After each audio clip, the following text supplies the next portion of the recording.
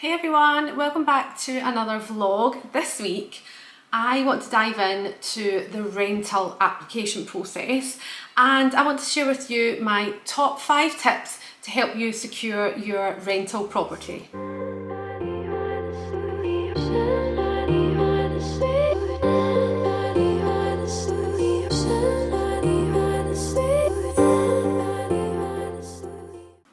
Now, before we get into today's video, I first of all want to thank Half the World Away for donating me 3 coffees. I have started with McDonald's. Now, I know McDonald's is not the best coffee in Australia. I'm very aware of that. However, we were at swimming lessons this morning and my little boy fell asleep in the car on the way back. Now, there's a lot I will do for coffee. However, wakening him up from a nap is definitely not one of them. So the drive-through was where it was at.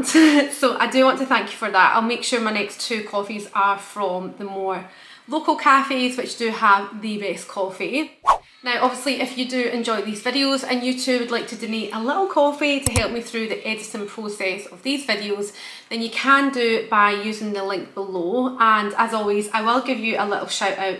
And I am very much appreciative of it because it does take me a long time to do these videos. However, I do enjoy it, so you absolutely do not have to. And I am grateful if you are one of the ones that have already. So let's get into today's video. And these are my 5 tips that I think will really help when you are looking for a rental property in Australia. Now, I will start by saying each state is of course different. We are in New South Wales and we began our journey in Sydney where there is a rental crisis. So these tips have really helped us to secure our properties. Now we are in property number 4 currently, so I feel like we do have quite a good bit of experience when it comes to looking for houses and also applying for them.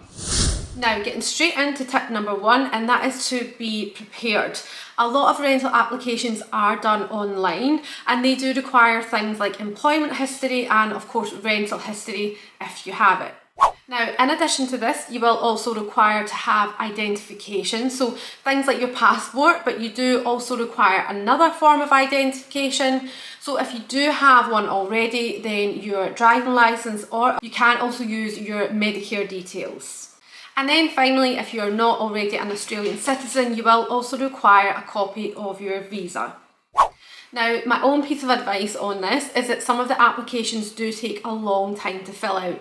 And of course, if you like a property, then you want to act really fast and get all that done as quickly as possible to be able to submit it. Now, one thing I have actually learned from talking to an estate agent is that they do get a lot of applications, and if it's not filled out correctly or filled out completely, then it will not be put forward. It will be put to the bottom of the pile. So of course, to stop this from happening, you want to be as prepared as possible and have all of these ahead of applying.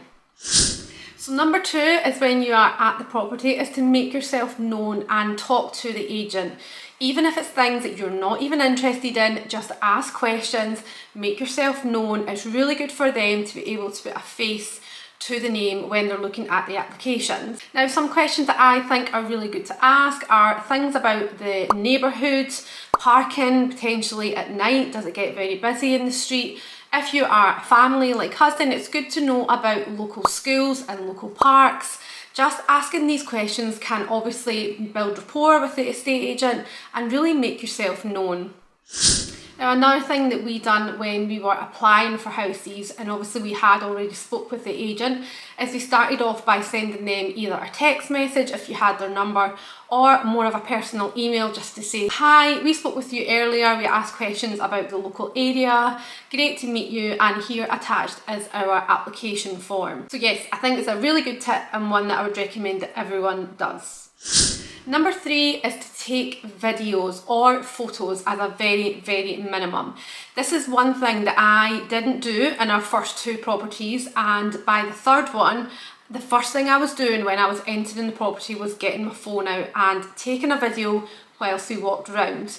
You only get a short time to view the property and you will be surprised at how much you forget when you leave, because you've already been trying to picture yourself living there and you've actually forgot about the layout of the house. Now, another good reason for this is if you are viewing multiple properties and you are maybe trying to narrow them down at the end of the day, it's good to just jog your memory, have a look at the photos or videos that you have taken and really give yourself a feel of living there and the size of the house in comparison to other. Does it have more storage space? Is there a utility room?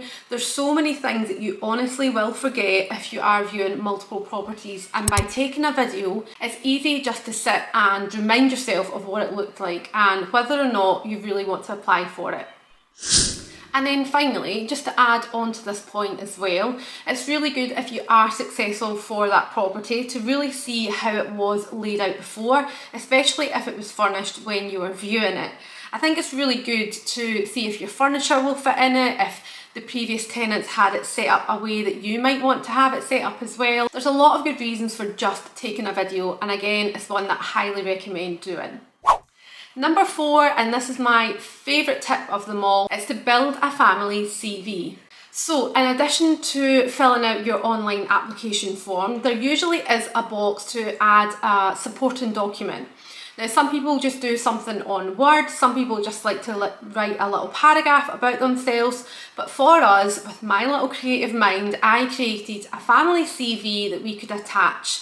And included in this was pictures of our house in the UK, which I feel just lets the landlords know how you look after a house, how you like to have a certain interior style, and just overall gives them the confidence that you are the right tenants for the property and gives them more of a personal feel of who you are as a family. I think it's a really good thing to do, and I know if I was looking at a range of applications, I know which one would stick out, and it would definitely be the one that lets me know more about the family that's going to be living in my property.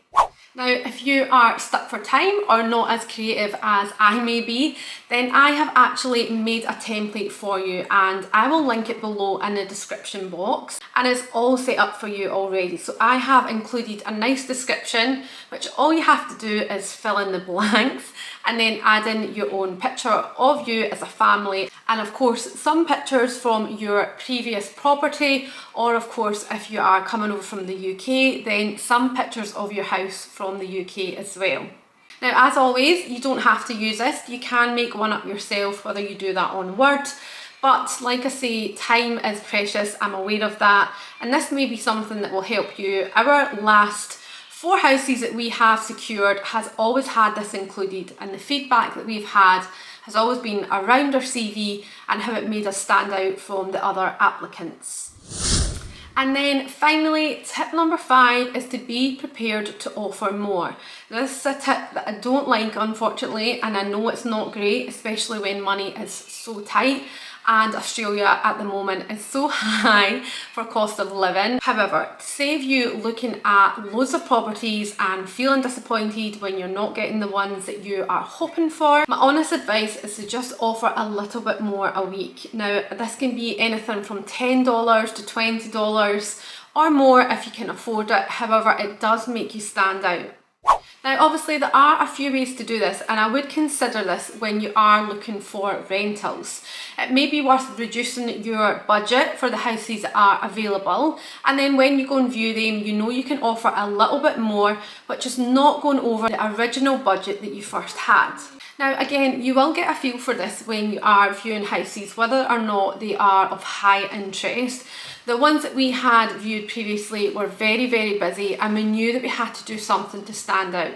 We did have our family CV and we were able to offer $10 or $20 more per week, and I do feel like this has made us be successful in the ones that we have looked for. It's definitely frustrating, and it's definitely something that I wish was not the case. I feel like the price should just be fixed, but the reality is that it's not, and save yourself from just traipsing around loads more properties, especially with 2 young kids. It can just help to eliminate that and secure the property that you first had liked anyway.